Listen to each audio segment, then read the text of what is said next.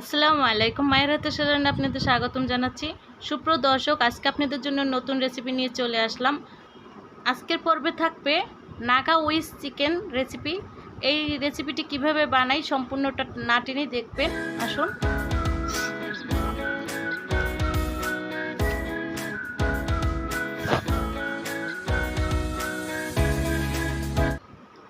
এখানে ওয়েস্ট নিয়েছি আমি প্রায় 10টির মতো। লেবুর রস দিয়ে দিচ্ছি। এখানে একটি লেবুর অর্ধেকটি আমি পুরোটাই দিয়ে দিচ্ছি।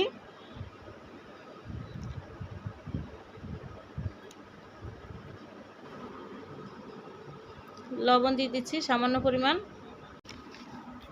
সয়া সস দিয়ে দিচ্ছি। এখানে 1 টেবিল চামচ সয়া সস দিয়েছি।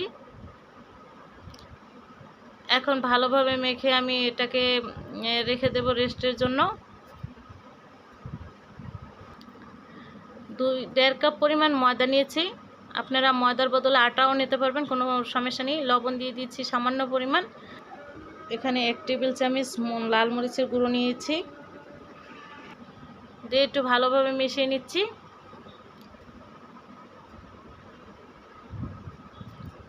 এখন যে উইস্কগুলো আমি ভালোভাবে করে রেখেছিলাম, মিনিমেট করে রেখেছিলাম, সেটাকেই আমি এখন ময়দার ভেতরে এখন কোট করে নেব। খুব সুন্দরভাবে চেপে চেপে নিয়েছি। আপনারা ইচ্ছে করলে এটাকে ডবলভাবেও কোট করে নিতে পারেন, যে যেরকমের সুবিধা মনে করবেন। চুলায় তেল গরম করে দিয়ে দিয়েছি, কিন্তু এখন আস্তে আস্তে করে আমি একটু একটু করে দিয়ে দিচ্ছি।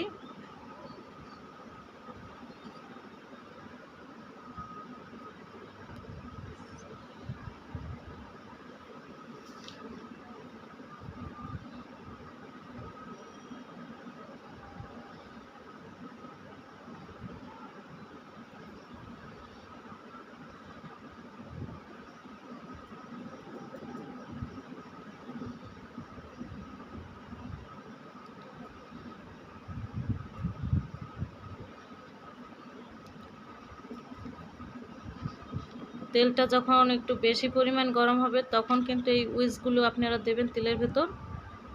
খুব সুন্দর করে ভেজে নিতে হবে।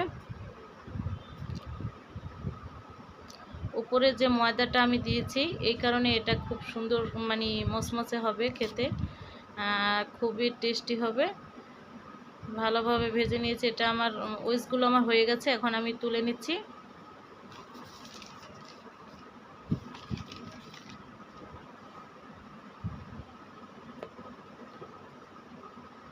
সম্পূর্ণগুলো তুলে নিয়েছি।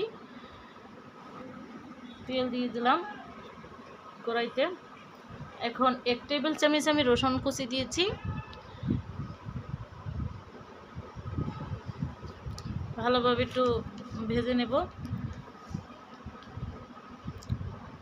এই নাগা উইথ চিকেনে কিন্তু আমি কোনো মশলাই ব্যবহার করব না। আদা রসুন দিচ্ছি, কিন্তু আদা পেঁয়াজ এগুলো আমি জিরে এগুলো কোনোটাই ব্যবহার করব না।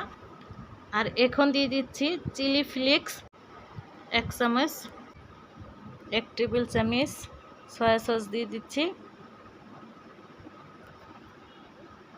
এখন খুব ভালোভাবে একটু নেড়ে নিয়েছি।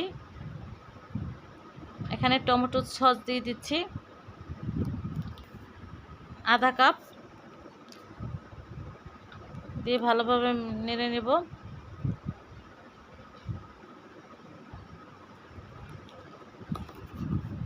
চিনি দিয়ে দিচ্ছি সামান্য পরিমাণ। আপনাদের টমেটো সস মানে যদি আপনাদের ইচ্ছের উপরেই নির্ভর করবে, যদি চিনি দিতে ইচ্ছে করে দেবেন, আর না দিলেও চলবে। আমি সামান্য পরিমাণ চিনি দিয়েছি। এখন ওটসগুলো আমি এর ভেতরে দিয়ে দিচ্ছি, দিয়ে ভালোভাবে নেড়ে নেব।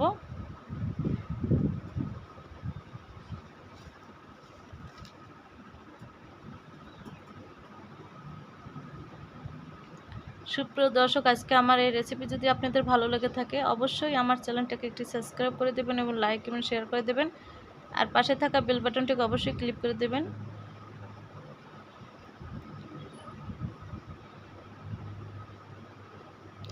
আমার নাগা উইস চিকেন কিন্তু হয়ে গেছে, আমি তুলে নিয়েছি।